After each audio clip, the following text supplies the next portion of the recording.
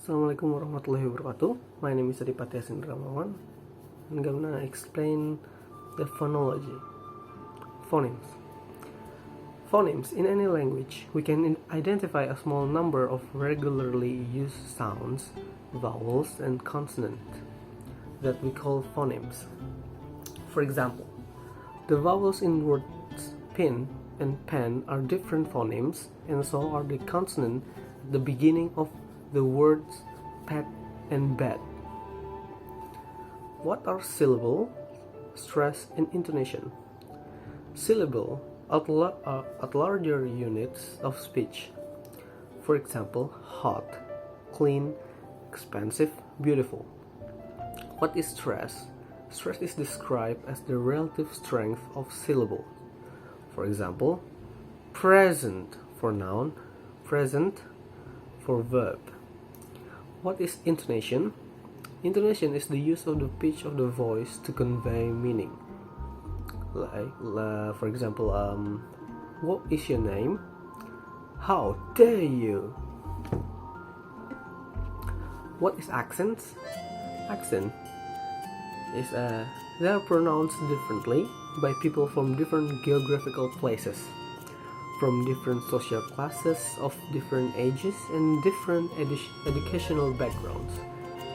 Example, you could say somebody from Alabama has a southern accent, meaning that they pronounce words differently than somebody from the northern US.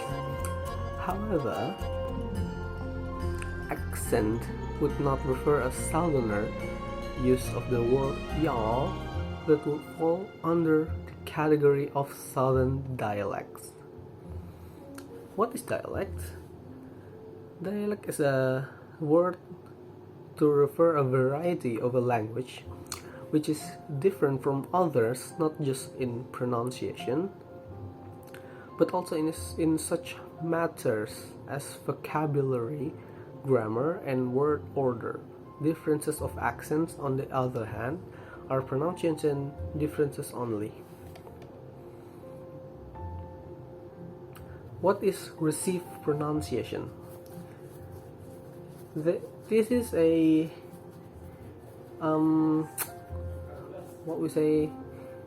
the accent that we concentrate and use in our model is one of the most often recommended for foreign learner studying British English.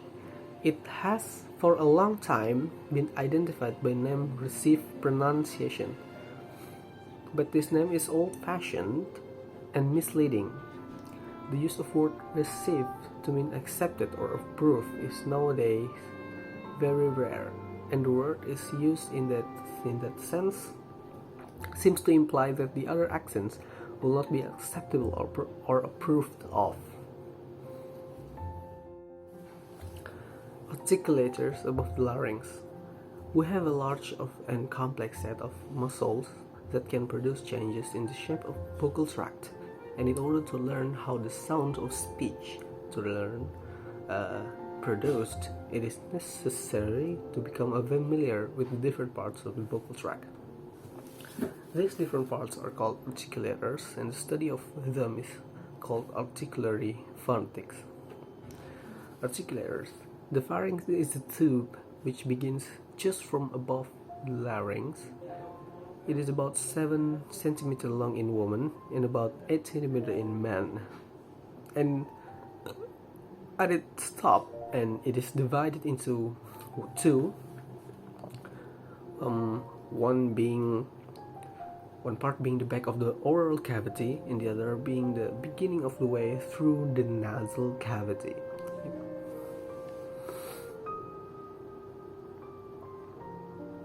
Vowel and consonant. What is the difference of vowel and consonant?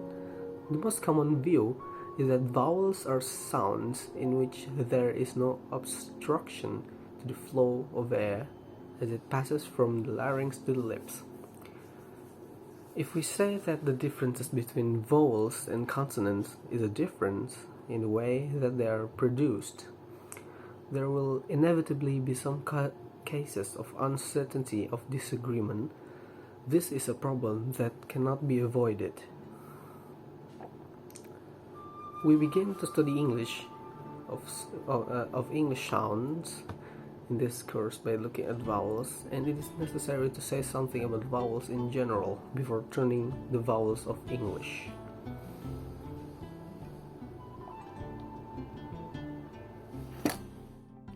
English long vowels. The first to be introduced here are the 5 long vowels.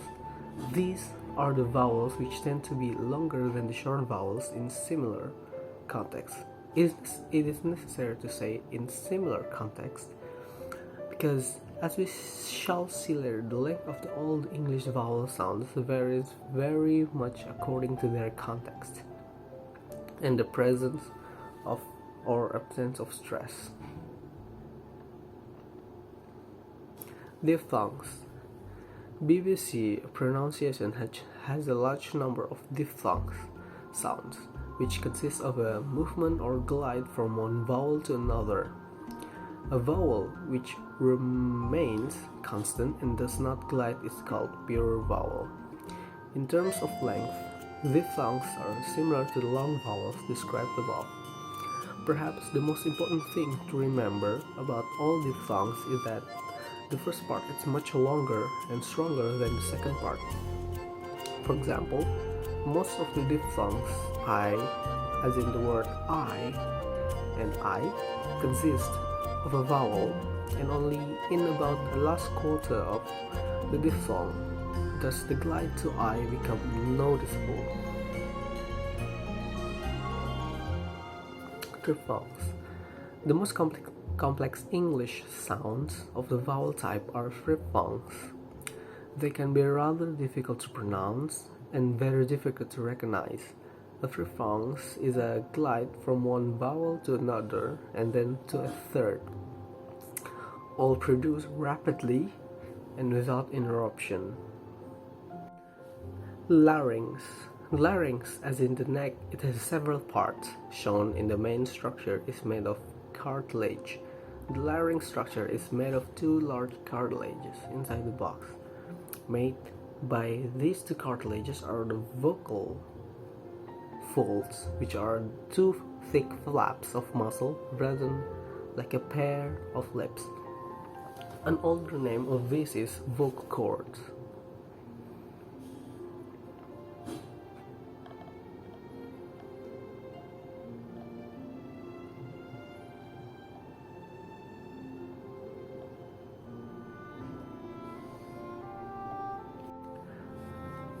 Aggressive pulmonic airstream.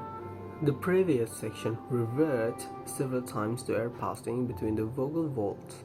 The normal way for this airflow to be produced is some of the air in the lungs to be pushed out. When air is made to move out of the lungs, we say that there's an aggressive pulmonic airstream. Plosive. Plosive is a consonant articulation with following characteristics. A. 1. One articulator is moved against another, or 2 articulators are moved against each other so as to form a structure that allows no air to escape from vocal tract. The structure is then total. After this structure has been formed in the air, has been compressed behind it, it is released. That is, air is allowed to escape. If the air behind this structure is still under pressure when the plosive is released, it is probable that the escape of air will produce noise loud enough to be heard. This is called plosion. There may be voicing during part of the plosive articulation. English plosive. English has 6 plosive consonants: p, t, k, p, t, and k. The glottal plosive occurs frequently, but it is of less importance since it is usually just an alternative pronunciation of p, t, k in certain contexts.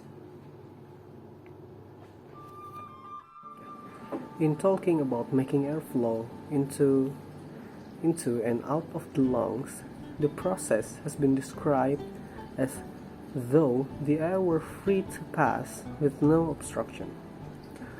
We obstruct the airflow by making one or more obstructions or strictures in the vocal tract. In one place where we can make a stricture, as in the larynx, by bringing the vocal folds close to each other, as described in the previous section.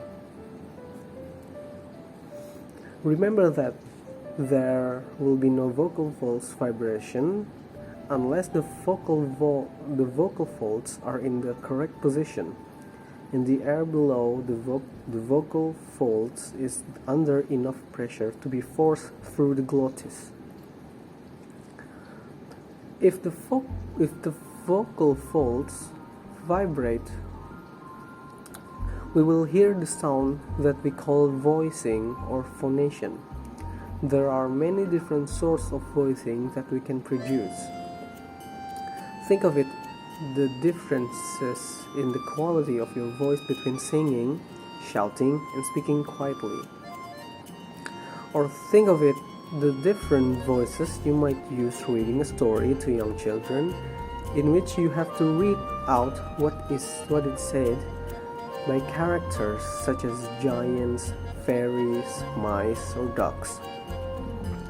Many of the differences are made with larynx.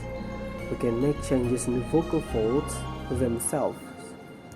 They can, for example, be made longer for short or shorter, more tense or more relaxed, or be more or less strongly pressed together. The pressure of the air below the vocal folds, the subglottal pressure, can be also varied. The main differences are found: variation in intensity. We produce voicing with high intensity for shouting, for example, and with low intensity for speaking quietly. 2. Variations in frequency. If the vocal folds vibrate rapidly, the voicing is at high frequency. If there are fewer vibrations per second, the frequency is lower. 3. Variation in quality. We can produce different sounding voice qualities, such as those we might call harsh, breathy, murmured, or creaky. The plosives. To give a complete description of plosives consonant, we must describe what happened at each of the following 4 phases in its production. The first phase is when the articulator or the articulators move to form the stricture for the plosive. We call this the closing phase. The second phase is when the comprehend air is stopped from escaping. We call this compression phase. 3. The third phase is when the articulators used to form the stricture are moved so as allow the air to escape. This is release phase.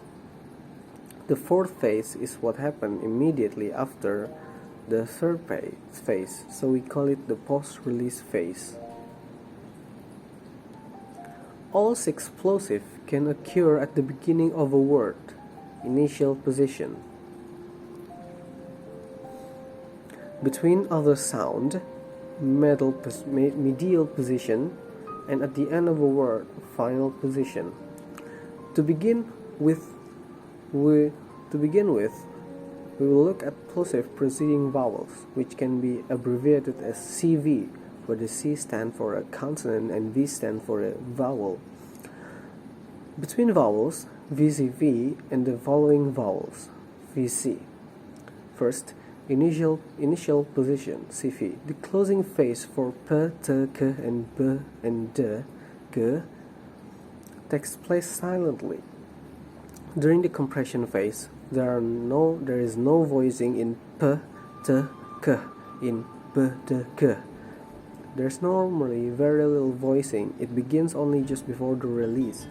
If the speaker pronounces an initial B, D, G very slowly and carefully, there may be voicing during the entire compression phase. the plosive is fully voiced, while in rapid speech there may be no voicing at all. Fricatives and affricates. Fricatives are consonant with the characteristic that air escapes through a narrow passage and makes a hissing sound. Most languages have fricatives, and most commonly found being something like as fricatives are continuant consonant, which means that you can continue making them without interruption as long as you have enough air in your lungs. Affricates are rather complex consonants. They begin as plosive and end as fricatives. A familiar example of affricate heard at the beginning and the end of word church. It begins with an articulation part practically the same as that for T, but instead of a rapid release with plosion and aspiration as we know, we find in the word tip. The tongue moves to the position for the fricative J that we find at the beginning of the word ship.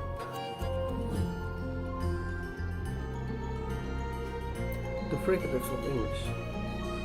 The English has quite complex system of fricatives from phonemes.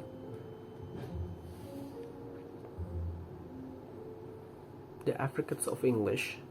It was explained in before that TF, TF, J are the only two affricates phonemes in English. As with the plosive and most fricatives, we have a fortis lenis pair, and the voicing characteristics are the same. As these other consonant, TJ is slightly aspirated in the position where P, T, K are aspirated, but not strongly enough for it is to be necessary for foreign learner to give much attention to it. The place of articulation is the same for the J, K, that is, it is post-alveolar. This means that the T component of the T has a place of articulation rather further back in the mouth than the T plosive usually has.